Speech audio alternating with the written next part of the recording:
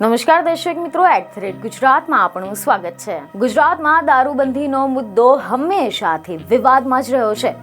ગુજરાતમાં કડક દારૂબંધીના દાવાઓની વચ્ચે અવારનવાર ક્યાંક ને ક્યાંક મોટા પ્રમાણમાં દારૂ ઝડપાઈ રહ્યો હોય તેવા અનેક સમાચાર સામે આવતા જ રહે છે।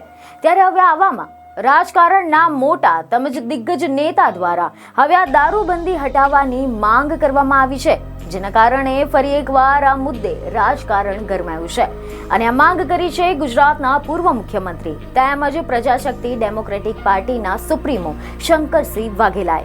જી હા, બનાસકાંઠાના પાલનપુર ખાતે યોજાયેલ એક બેઠકમાં શંકરસિંહ વાઘેલાએ ગુજરાતમાં દારૂબંધી હટાવવા અંગે નિવેદન આપ્યું છે, જેમાં સમાચાર એવા મળી રહ્યા છે કે શંકરસિંહ વાઘેલાએ જણાવ્યું હતું કે ગુજરાતમાંથી દારૂબંધી હટી જવી જોઈએ અને એનું કારણ એ છે કે ગુજરાતમાં ફક્ત નામની જ દારૂબંધી છે।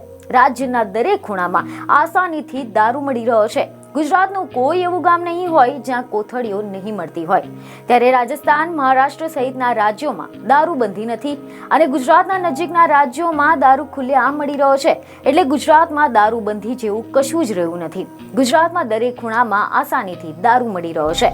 લોકો ખરાબ દારૂ પીને જીવ પણ ગુમાવી રહ્યા છે।